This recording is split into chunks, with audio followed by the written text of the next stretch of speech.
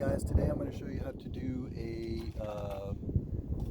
sway bar stabilizer, depending on what you want to call it, bushing on and the sway bar links on a 2013 Kia Sportage SXT.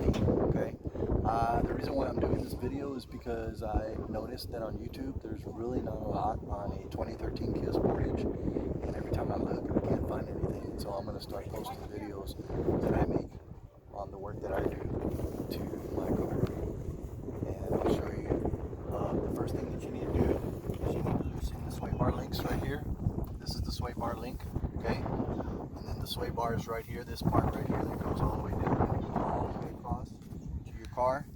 And the bushing is right in there, guys. I don't know if you can see it or not, but I'm going to point to it with my screwdriver. That's the bushing right there and there. And we're going to remove these bolts, which are 14mm bolts. And we're going to remove the sway bar links first with either a 14mm bolt or a 17mm on these, depending on what kind of sway bar links you have. I've already done that right now. I'm going to go ahead and disassemble everything, and then I'm going to show you how to install. Pause it. Alright guys, on one side of the front of the sway bar is a nut, 14mm, and on the other side is, for some reason, they have a bolt. So you remove both of them, and then what I'm going to use is I'm going to use this big screwdriver here to go ahead and loosen, as you can see, and then remove the bracket that's on top, and then replace the bushing with the new bushing. Also over here, if you can see, I have the new sway bar and the old sway bar, and I'm matching them both up. Please make sure you guys match up all your parts to make sure that they are the exact fit. That way you won't run into any issues. And like in my case, I can't go to the auto parts store now if I have the wrong part, because this is my only vehicle and you don't want to do that to yourself. Make sure you have the right parts. Hey guys, okay, so what I do whenever I buy parts, you know, dealerships always saying, hey, you know, they have to be parts from the dealership, they have to be original or OEM. I don't like to buy parts from the dealership because they are like triple or double markup on those parts. I buy my parts from other sources, but what I do is I get on the dealer website and I go to their parts section and I look for the part numbers, and then I match them up with the other part numbers that I buy in other places. I'm not going to name any names, but there are plenty of other places out there that sell parts at good prices, and it's almost the same exact original equipment. So anyway, what I have here is I have the new bushing, and here's the old bushing. I'm going to show you guys what the new and what the old one looks like, so you guys can get an idea. This is the new bushing and this is the old bushing. As you can see, it's pretty worn and it looks almost a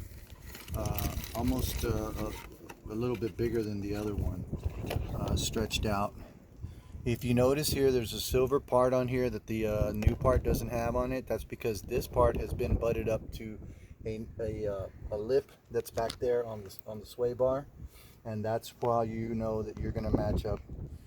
This part is going to butt into that silver part. So if you take out your old part, you can see the silver part on there that was matched up to there. I don't know if you guys can see back here in the back. See that silver part back here? That's where your bushing is going to butt up to, okay? And that's where you want to make sure that this bushing, the new bushing, butts up in there also, okay?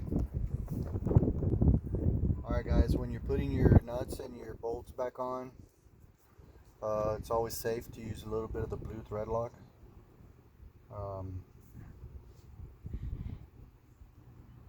And then of course tighten to spec, torque to spec.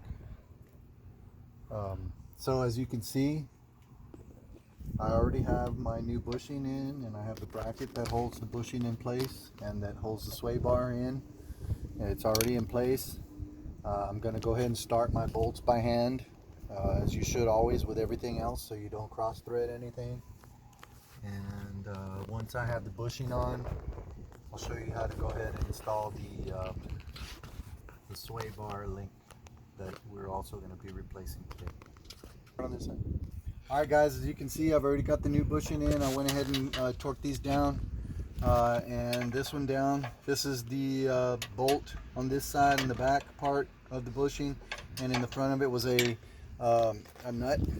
I don't know why they do that. Most of the time, it's 2 bolts. Anyway, I got them tightened down. I'm going to go ahead and install the new sway bar link.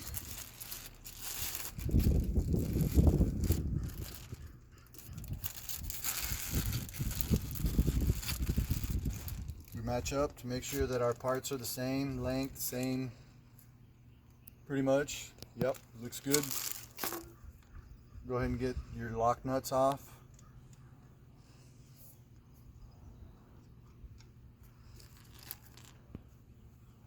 And install. Sorry for zooming out.